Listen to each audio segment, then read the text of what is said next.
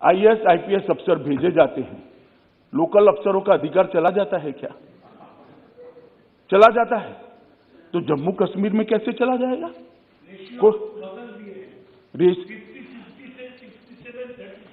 दादा आप ज्यादा पढ़ नहीं सकते, अब मैं समझ रहा हूं। देश भर में यही रेशियो है, आपके बंगाल में भी ये है। क्यों अलग रखना? कश्मीर देश का हिस्सा नहीं है? कश्मीर देश का हिस्सा नहीं है क्या? क्यों अलग रखना? और क्या कश्मीरी युवा को देश की ऑल इंडिया कैडर में आने का अधिकार नहीं है? अगर स्कूलों में पढ़ाते, स्कूल जला न दिए गए होते, मदरसों के अंदर बच्चों को जाने के लिए मजबूर न करते, तो कश्मीर के बच्चे भी आज आईएएस और आईपीएस अफसर बने होते। स्कूल किसके टाइम में जल गए? और मेरा हिसाब ले रहे हैं, मुझसे हिसाब मांग रहे हैं, कितने लोग मर गए, ये हो गया, वो हो गया। मनीष भाई, कांग्रेस का शासन याद करो क्या होता था। हजारों लोग मारे जाते थे, सालों तक कर्फ्यू रहता था। और परिस्थिति का आंकड़ों के आधार पर जरा आकलन करो, मैं इसमें जाना नहीं चाहता, क्योंकि तू मैं होती है। कश्मीर में शांति बहुत बड़ी चीज है, और जो अशांति का समय था उसको मैं याद भी करना नहीं चाहता। भगवान करे कभी ऐसी अशांति वहां न हो, और नहीं होगी, क्योंकि अब हमारा शासन है। मान्यवर मसूदी साहब कहते हैं कि 80% जगह पर डायरेक्ट रिक्रूट रखें। तो भाई डायरेक्ट रिक्रूट पर क्यों भरोसा नहीं? देश के हर राज्य की स्थिति है मान्यवर कि डायरेक्ट रिक्रूट अफसर होते हैं, इसका एक प्रो रेटा है। प्रमोशन होता है जब लोकल अफसरों का, तो वो भी जगह लेते हैं। और ये देश का, पूरे देश का एडमिनिस्ट्रेटिव इंफ्रास्ट्रक्चर इसी आधार पर बना है। अब जम्मू कश्मीर के अंदर चीफ पॉपुलैरिटी के लिए ये कहना कि 80% अफसर बाहर के, कोई बाहर का नहीं है, सभी भारत माता की संतान है, इसी भारत में जन्मे। बाहर का क्या होता है? ये नई पैटर्न और नई फैशन विकसित करिए। बाहर का है। दादा आपको नहीं कह रहा मैं, मान्यवर एक गलत रास्ता है, इस रास्ते पर देश में भलाई नहीं होगी। मसूदी साहब कह रहे हैं कि आपने बोडोलैंड को ये दे दिया, मणिपुर को ये दे दिया, कश्मीर को क्यों नहीं? अरे मसूदी साहब, जरा सच बोला करिए, आप तो जज हो, सब कुछ पढ़ते हो। सभी अकॉर्ड निकाल कर दीजिए, किसी को अलग संविधान नहीं दिया है, किसी को अलग झंडा नहीं दिया है, किसी को धारा 370 नहीं दी है। और ये तो हमारा वादा था देश की जनता को 1950 से कि इस देश में 2 विधान, 2 निशान, 2 प्रधान नहीं रहेंगे, और आज मोदी जी के नेतृत्व में हमने इसको समाप्त कर दिया। मान्यवर इन्होंने विकास की काफी सारी बातें करी, और मैं भी करना चाहता हूं कि धारा 370 से क्या मिला इसका हिसाब वजीर दाखिला दे, गृह मंत्री दे। तो ठीक है भाई, आपने कहा है तो मैं दे ही देता हूं। सबसे पहला काम हमारी सरकार आने के बाद वहां पंचायती राज का पुनर्स्थापना हुआ है, शुरुआत हुआ है। पुनर्स्थापना शब्द ठीक नहीं है। जब इस देश का संविधान लिखा गया, संविधान लिखने के बाद डॉक्टर आंबेडकर ने जब संविधान का एडिटिंग का भी काम समाप्त हो गया, एक बहुत बड़ा स्टेटमेंट किया था साहब, इस देश के लोकतंत्र को, वो वाक्य को सुवर्ण अक्षर में मंडित कर डॉक्टर आंबेडकर के वाक्य को रखना चाहिए। उन्होंने कहा था, राजे अब रानी के पेट से पैदा नहीं होंगे, गरीब दलित पिछड़ों के वोट से पैदा होंगे। उन्होंने कहा था, राजे अब रानी के पेट से पैदा नहीं होंगे, दलित गरीब और पिछड़ों के वोट से पैदा होंगे। मगर कश्मीर में आज तक राजे रानी के पेट से ही पैदा होगा। ये 3 परिवार के लोग ही शासन करते थे। तीन परिवार के लोग ही शासन करते थे, और इसीलिए उनको धारा 370 सूट करती थी। मान्यवर, हमने पंचायत के चुनाव कराए, अभी डिस्ट्रिक्ट पंचायत के चुनाव हुए, लगभग 51.7% वोटिंग हुई, कहीं पर भी गोली नहीं चलानी पड़ी। और मान्यवर, शांतिपूर्ण मताधिकार का प्रयोग हुआ, कांग्रेस के शासन के चुनाव कैसे हुए थे मैं इसमें जाना नहीं चाहता, क्योंकि पुरानी बातों को याद नहीं करना चाहता। परंतु कोई आरोप नहीं कर सकता, हमारे विरोधी भी आरोप नहीं कर सकते कि चुनाव में घपला हुआ, इस चुनाव में अशांति हुई, इस चुनाव में अफसर का उपयोग किया गया। सबने भय रहित होकर शांतिपूर्ण तरीके से मतदान किया है और मान्यवर 51% मतदान पंचायत के चुनाव में हुआ है और जिन्होंने धारा 370 वापिस लाने के आधार पर चुनाव लड़ा था वो साफ हो गए, साफ। कश्मीर की जनता का मैंडेट भी उनके साथ नहीं रहा, चुनाव हारे हैं। मान्यवर दिसंबर 2018 में नीचे के पंचायत के चुनाव किए, जिसमें 74% लोगों ने अपने वोट डाले, 74.1%। कश्मीर के इतिहास में इतना मतदान कभी नहीं हुआ मान्यवर। कुल 4,483 सरपंच निर्वाचित क्षेत्रों में से 3650 सरपंच निर्वाचित हुए, 35,029 क्षेत्रों से 33,000 पंच निर्वाचित हुए।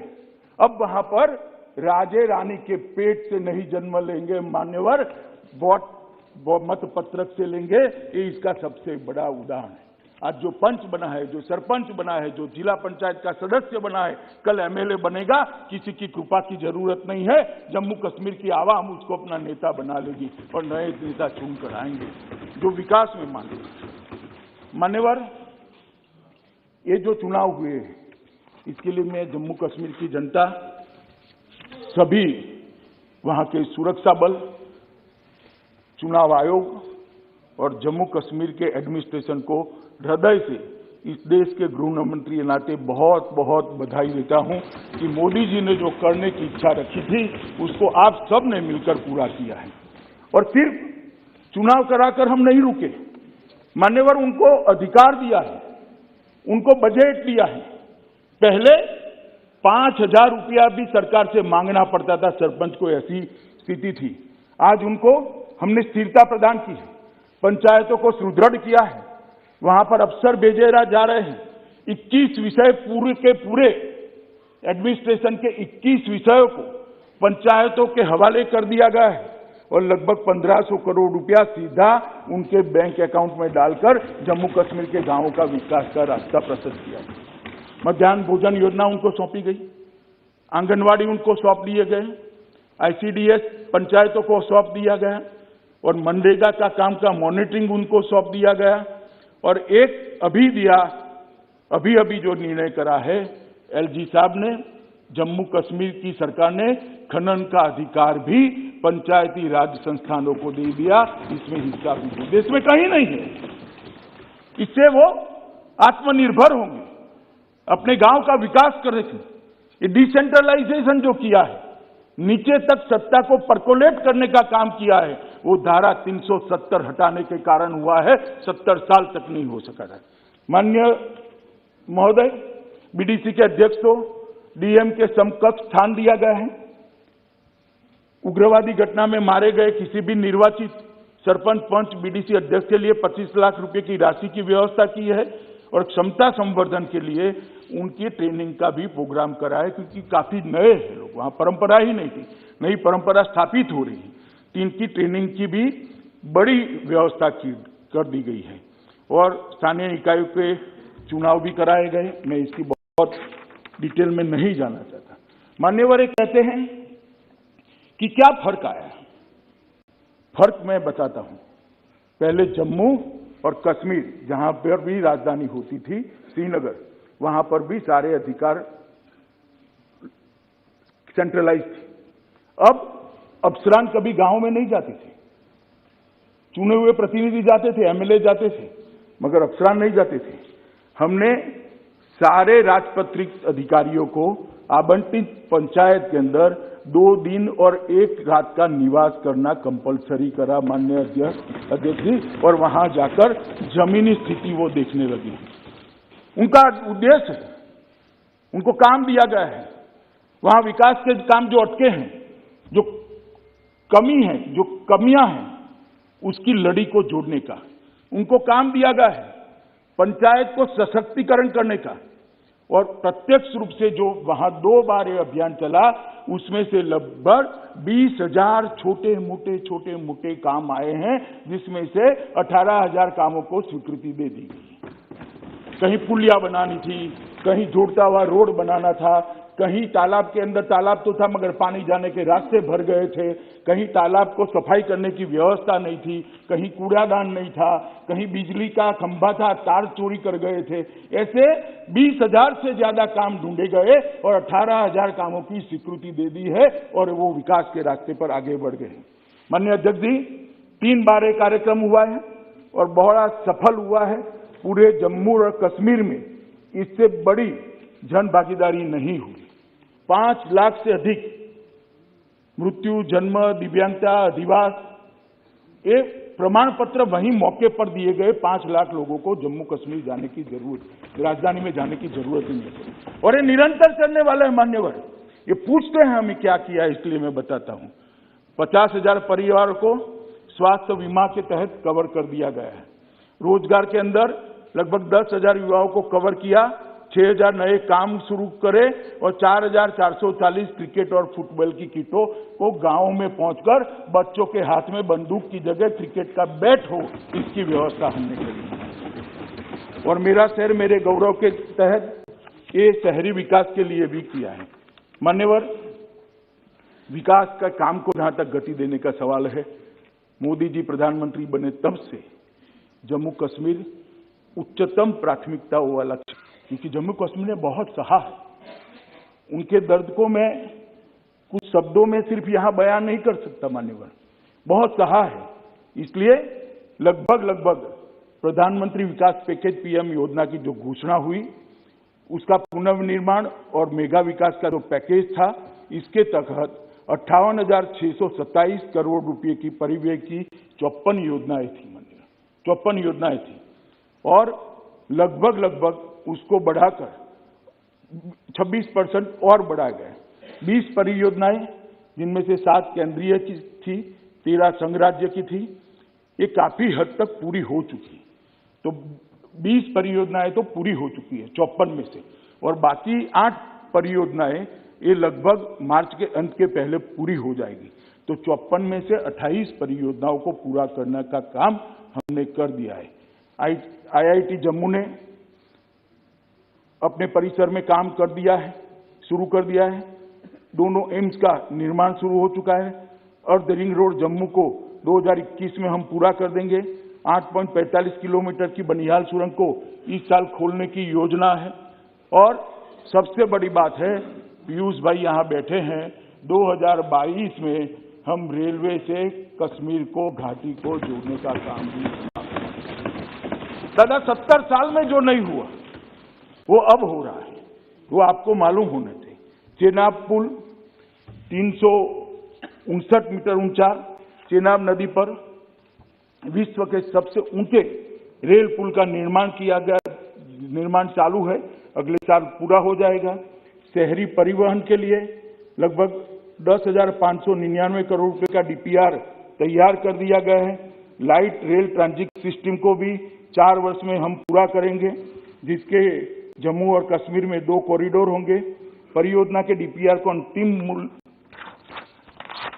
आकार दे दिया है। मान्यवर, बहुत बड़ी संभावना है हाइड्रो पावर की जम्मू कश्मीर के राज्य में थी, मगर उसका दोहन नहीं होता था क्योंकि एडमिनिस्ट्रेशन ही ठीक से नहीं चलता। आप जो कह रहे हैं ना, क्यों कर रहे हो, अफसर चाहिए वहां।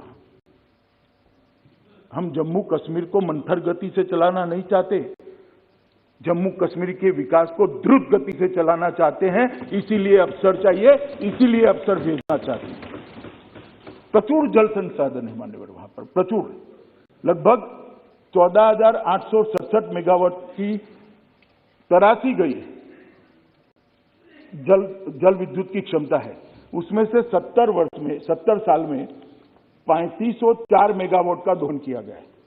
मैं फिर से एक बार कहता हूं, 14,000 में से 3500, और अभी जो 17 महीने का हिसाब पूछते हैं, उनको मैं बताना चाहता हूं, सिर्फ 17 महीने में 70 साल में 3504 और 17 महीने में 3490 मेगावाट का काम शुरू कर चुके हैं। एक बाजू आपकी 4 पीढ़ी ने जो काम किया है वो हमने 1.5 साल के अंदर काम किया है, 1.5 साल के अंदर। ये मालूम होना चाहिए। पिछले 2 वर्ष में लगभग 3000 मेगावाट की जो बंद पड़ी हुई परियोजनाएं थी, इसको भी चालू करने का काम किया है और 3300 मेगावाट की नई शुरू करेंगे। पाकाल दुल 1000 मेगावाट की है और कीरू 624 मेगावाट की है। सावलाकोट 1856 मेगावाट, दुलहस्ती दूसरा चरण 258 मेगावाट, उरी 1 दूसरा चरण 240 मेगावाट और छोटी बिजली पन बिजली योजनाएं लगभग 12 मेगावाट की है जो 123 करोड़ की लागत से हुई। मान्यवर, मैं इतना डिटेल में जाना नहीं चाहता था, मगर मुझे उकसा कर हिसाब मांगा गया, मैं भी क्या करूं, इसलिए मैं डिटेल बताना चाहता हूं। सबके लिए बिजली बंद तो जाएगी, पहुंचेगी कैसे? तो इसका डिस्ट्रीब्यूशन गांव तक होना चाहिए, इसका डिस्ट्रीब्यूशन बाद में घर तक होना चाहिए। इसलिए हमने सौभाग्य के तहत जम्मू कश्मीर के 100% लोगों को घर में बिजली पहुंचाने का लक्ष्य प्राप्त कर दिया है, कर चुके हैं माननीय। और 3,57,405 ऐसे लोग थे जिनको 70 साल से बिजली नहीं मिली थी, ये 17 महीने में बिजली देने का काम किया गया। ये हिसाब मांगते हैं मान्यवर में। इस वर्ष 36 किलोमीटर लंबी 33 केवी लाइन बिछाकर एलओसी पर स्थित केरन और मुंदियान गांवों को भी, जो अंतिम गांव थे, उसको भी बिजली से जोड़ने का काम हमने समाप्त कर दिया। पहले वहां डीजल जनरेटर से सिर्फ 3 घंटे बिजली सरकार की ओर से दी जाती थी, अब 24 घंटा बिजली पहुंचे, ऐसी व्यवस्था करी। मान्यवर, बिजली के साथ जीवन की महत्वपूर्ण एक जरूरियात है। ये 4G को मानते हैं, बहुत महत्वपूर्ण है। मैं मानता हूं जल बहुत महत्वपूर्ण है। जल जीवन के लिए बहुत महत्वपूर्ण है। कांग्रेस के हिसाब से 4G जीवन के लिए बहुत महत्वपूर्ण है, मगर हमारी मान्यता अपनी जगह स्थिर है। 4G भी जरूरी है, मगर जल अत्यंत जरूरी है। इसलिए सितंबर 22 तक सभी 18.16 लाख परिवारों को पाइप के द्वारा घर में पानी पहुंचाने की योजना समाप्त हो जाएगी। और जब मैं ये कह रहा हूं तब पूछेंगे भी आप तो 22 की बात कर रहे हो। अभी 4 जिलों में 100% घर में पानी पहुंचाने का काम हमने समाप्त कर चुके हैं और 22 तक बाकी के जिलों का काम हम करेंगे। इसके साथ विद्यालयों, आंगनवाड़ियों और शिक्षा संस्थानों को, अस्पतालों को भी हमने जोड़ने का काम किया। मान्यवर, हमने तय किया है कि 2021 के अंदर ही 5300 किलोमीटर की सड़कों का निर्माण होगा, जिसमें 700 किलोमीटर कश्मीर में और 4600 किलोमीटर जम्मू में। और हर गांव को 2022 आजादी के 75 साल तक सड़क से जोड़ने का काम भी हम जम्मू कश्मीर में पूरा कर देंगे। इसका बजटरी प्रोविजन भी होगा। माननीय अध्यक्ष जी, ये हमेशा 370, 35 से ऐसे झुनझुने पकड़ाते थे, ना बिजली की बात करते थे, ना पानी की बात करते थे, ना नौकरियों की बात करते थे, ना स्वास्थ्य की बात करते थे। जम्मू कश्मीर के दुर्गम क्षेत्रों के अंदर जो लोग बसते हैं, इनकी स्वास्थ्य की चिंता क्या की है 3 परिवारों ने?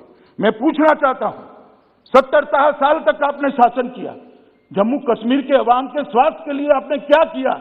लेकर आइए हिसाब और हमारे एमपीओ के साथ चर्चा करिए।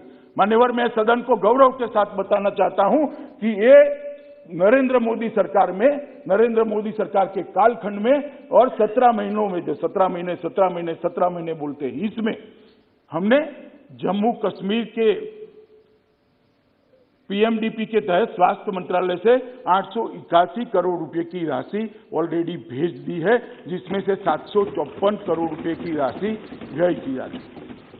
मान्यवर, 75 परियोजनाएं पूरी हो गई है और 22 तक 39 परियोजनाएं पूरी हो जाएगी, जिसमें श्रीनगर में 500 बिस्तरों वाला नया अस्पताल, जम्मू में 200 बिस्तरों वाला नया मातृत्व अस्पताल, जम्मू में नए हड्डी और जोड़ के अस्पताल, जीएमसी जम्मू में 100 बिस्तर के आकस्मिक चिकित्सा ब्लॉक, जम्मू में बालक और बालिका छात्रावास का निर्माण जिसके तहत आता है।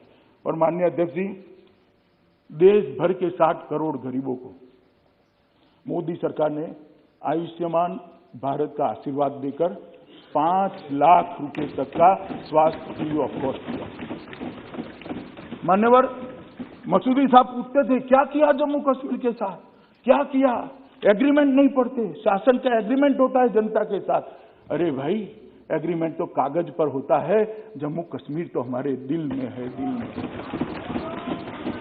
देश भर के अंदर मान्यवर 5 लाख तक की स्वास्थ्य योजना जो प्रधानमंत्री आयुष्मान भारत योजना से जानी जाती है, पीएम जय के नाम से जानी जाती है, वो गरीबों के लिए है। प्रधानमंत्री जी ने जम्मू कश्मीर के लिए सेहत योजना लाए। जम्मू कश्मीर में कोई करोड़पति हो या रोडपति हो, सड़क पर रहने वाला हो या बड़े से बड़े महल में रहने वाला हो, हर एक को 5 लाख तक की सुविधा आरोग्य की हमने देने का काम किया।